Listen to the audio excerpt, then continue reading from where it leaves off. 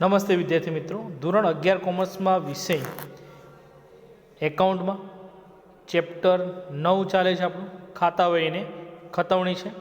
છેલ્લે આપણે જોઈએ કે ખાતાની બાકી કોને કહેવાય. આપણે ખાતાની આપણે ખતવણી કરીને ખાતાની બાકી કેમની શોધવાની છે. તો જેમાં આપણે જોઈએ કે ઉધાર બાકી હોય જે નામ આપેલા જ છે અને આપણે એની વ્યાખ્યા પણ જોઈ ગયા.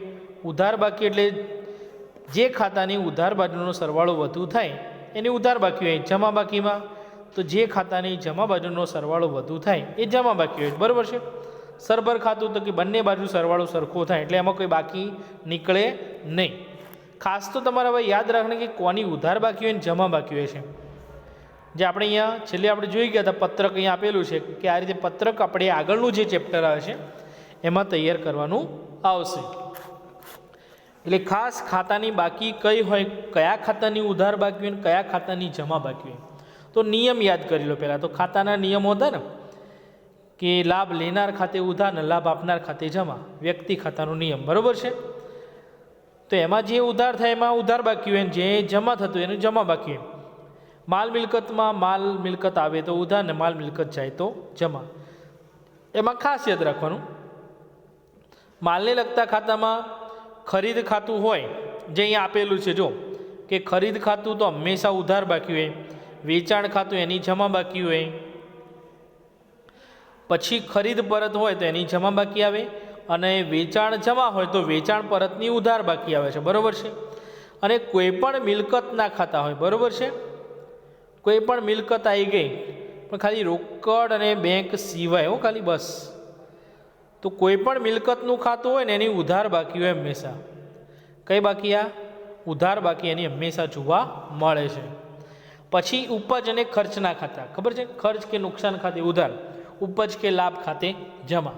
તો જે પણ ખર્ચ, કોઈ પણ ખર્ચ કે નુકસાન હોય તમારે યાદ રાખવાનું કે એનું ખાતું અથવા એના ખાતાની બાકી તમારે હંમેશા ઉધાર જોઈ લો.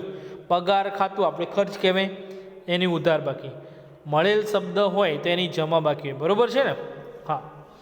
તો કોઈ પણ ખર્ચ કે નુકસાનના ખાતા એની ઉધાર બાકી હોય, કોઈ પણ ઉપજ કે લાભ હોય કે નફો હોય એ બધાની આપણે જમા બાકી લખવાની થાય. તો એ રીતે આપણે યાદ રાખવાનું તમારે. અને આગળના ચેપ્ટરમાં આપણે શરૂઆતમાં એ લખાવી દઈશું કે કયા ખાતાની કઈ બાકી હોય છે. હવે સ્વાધ્યાયમાં વિકલ્પો જોઈએ. તો કોને ચોપડાઓનો રાજા ગણવામાં આવે છે? બરાબર. તો ખાતા વહીના ચોપડાને આપણે રાજા કહેવાય છે. કયા ચોપડાને મૂળ ચોપડું કહેવાય છે?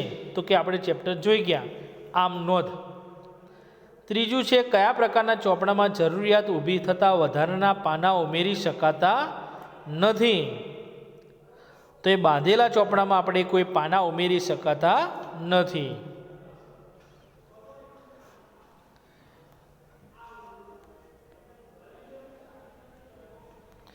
પછી છે કે કયા ખાતાને સરભર ખાતું કહેવાય? તો આપણે જોઈએ કે બંને બાજુ સરવાળો સરખો થાય. આ સરખો થાય ને તો આપણે આ જવાબ આવશે બીજો, કે બંને બાજુનો સરવાળો સરખો થાય તો એમાં ક્યારેય ખાતાની બાકી આવે ને સરભર ખાતું કહેવાય. મિલકતની કેવી બાકી હોય? તો હંમેશા યાદ રાખવાનું કે ઉધાર જ બાકી હોય. કોઈ પણ મિલકતની હોય, જમીન, મકાન, યંત્રો, ફર્નિચર, કમ્પ્યુટર, દ્રશ્ય મિલકતો, અદ્રશ્ય મિલકતો, બધાની બધી મિલકતોની બાકી કઈ હોય? હંમેશા ઉધાર બાકી હોય. પાઘડી એક એવી મિલકત છે તો કે અદ્રશ્ય. બરાબર. એટલે આપણો જવાબ આવો આવશે ડ. અને એની બાકી કઈ હોય? તો કે ઉધાર. મિલકત છે એટલે ઉધાર જ બાકી હોય, પણ પાઘડી અદ્રશ્ય મિલકત છે અને તેની બાકી કેવી હોય? તો કે ઉધાર બાકી હોય છે. ત્યાર પછી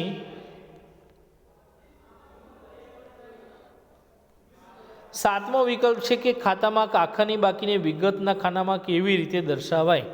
આખાની બાકી આપણે લઈ ગયા. બરાબર. રોકડ મેળમાં આપણે જોઈ ગયા. બાકી આગળ લઈ ગયા તરીકે એને દર્શાવાય છે. પરિપ્રશ્નો છે તો કે ખાતા વહી એટલે શું? બરાબર. પહેલો પ્રશ્ન લખવાનો, એની વ્યાખ્યા શરૂઆતમાં જ છે.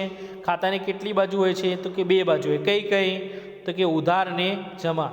ખાતા વહીની અનુક્રમણિકા એટલે શું? તો કે શરૂઆતમાં જે ખાતા વહીના ચોપડામાં જે ખાતાના નામોની યાદી દર્શાવવામાં આવે એને ખાતાની અનુક્રમણિકા અથવા એને પાનોત્રી કહેવાય છે. ખાતાની ઉધાર બાકી કે જમા બાકી ક્યારે આવે છે? તો ઉધાર બાજુનો સરવાળો વધુ આવે તો ઉધાર બાકી આવે, અને ખાતાની જમા બાજુનો સરવાળો વધુ આવે તો જમા બાકી આવે છે. સરભર ખાતું કોને કહેવાય? તો આપણે હમણાં વિકલ્પો આવે છે. સરભર ખાતું ક્યારે થાય? ખાતાની બંને બાજુનો એટલે કે ઉધાર અને જમા બંને બાજુનો સરવાળો વધુ થાય ત્યારે સરભર ખાતું કહેવાય છે. પછી છે કે ખાતામાં કયા ખાનાઓ દોરવામાં આવે છે? તો કે તારીખ, વિગત, નોપા, નોંધણી પાના નંબર અને રકમ રૂપિયા છે. ખતવણી અથવા તો ખતવવું કોને કહેવાય એ પણ જોઈએ કે વ્યાખ્યાની. ખાતા વહીના કયા સ્વરૂપો છે? 3: બાંધેલો ચોપડો, છૂટા પાના સ્વરૂપે અને કાર્ડ પદ્ધતિ છે. ખાતા વહીનું વિભાજન જે આપણે છેલ્લે જોઈ ગયા, ખાતા વહીની બાકીની પ્રક્રિયામાં છે. વ્યક્તિઓની ખાતા વહી કયા પ્રકારના વિભાગોમાં દર્શાવવામાં આવે છે? તો લેણદારની હોય અને દેવાદારની ખાતા વહી, બરાબર, 2 પ્રકારની હોય. સામાન્ય ખાતા વહીમાં કયા પ્રકારના ખાતાઓ બનાવવામાં આવતા હોય છે? તો સામાન્ય ખાતા વહીમાં વ્યક્તિ સિવાયના બાકી બધા જ ખાતાઓ બનાવવામાં આવે છે. માલ મિલકત, ઉપજ ખર્ચ બધા જ. પ્રશ્ન 3 કોઈ તમારે લખવાનો છે નહીં. હવે ખાસ જોવાનું કે આપણે અહીંયા એ તમારે લખવાનું કે કોની કઈ બાકી હોય. ઉધાર બાકી કોની અને જમા બાકી, બરાબર છે. તો ખરીદ ખાતું તમારે લખી નાખવાનું, એમાં ઉધાર આવશે, બરાબર. પછી વેચાણ ખાતું છે તો એ જમા બાકી હોય. હવે વેચાણ જમા છે તો વેચાણ પરતમાં તમારે ઉધાર લખવાનું, બરાબર, યાદ રાખજો. દેવાદારનું ખાતું એટલે તમારે ઉધાર બાકી લખવાની, બરાબર, એ ઉધાર હોય. મૂડી ખાતું, મૂડી ખાતે આપણે હંમેશા જમા કરીએ ને આમનોંધમાં, મૂડી ખાતે જમા થાય એટલે એની જમા બાકી. પછી પગારનું ખાતું એટલે ઉધાર બાકી, પગાર એ ખર્ચ છે, બરાબર. મળેલ ભાડાનું ખાતું, મળેલ શબ્દ હોય એટલે ઉપજ, કોઈ પણ ઉપજ હોય અથવા તો મળેલ શબ્દ આવે છે એટલે જમા બાકી આવે. મકાનનું ખાતું તો મકાન એ મિલકત છે એટલે એની ઉધાર બાકી આવશે. ઉપાડનું ખાતું તો એની પણ ઉધાર બાકી, કેમ કે ઉપાડ ખાતે આપણે ઉધાર જ કરીએ છીએ. ગાલખાદ એ નુકસાન છે અને કોઈ પણ નુકસાનનું ખાતું હોય ને એટલે ઉધાર બાકી આવે, તો એની નીચે પણ નુકસાનનું ખાતું છે, ચોરીથી થયેલ નુકસાનનું ખાતું, તો બંનેની ઉધાર બાકી આવશે. આગથી બળી ગયેલ માલનું ખાતું તો માલ જાય એટલે જમા થાય, એટલે હંમેશા એ જમા બાકી હોય. કોઈ પણ અન્ય રીતે ગયેલ માલનું ખાતું હોય તો જમા થાય. જાહેરાત ખર્ચ, કોઈ પણ ખર્ચ હોય તો એની ઉધાર બાકી જોઈએ આપણે. અને પ્રોવિડન્ટ ફંડમાં ફાળાનું ખાતું, ફાળો એક ખર્ચ જ ગણાય એટલે એની પણ ઉધાર બાકી તમારે આ રીતે લખવાની છે. અને બાકીના સ્વાધ્યાયના દાખલાઓ તો આપણે જોઈ જ ગયા છીએ, બરાબર છે. તો એ પ્રમાણે સ્વાધ્યાય આપણે વિકલ્પો અને પ્રશ્નો અને કયા ખાતાની કઈ બાકી આપણે જોઈ ગયા. ત્યાર પછી આપણે 9મા ચેપ્ટરમાં આવીએ છીએ.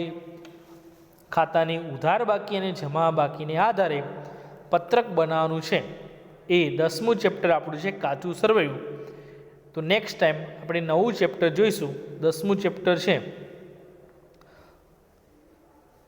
કાચું સરવૈયું છે, એની ચર્ચા આપણે કરીશું.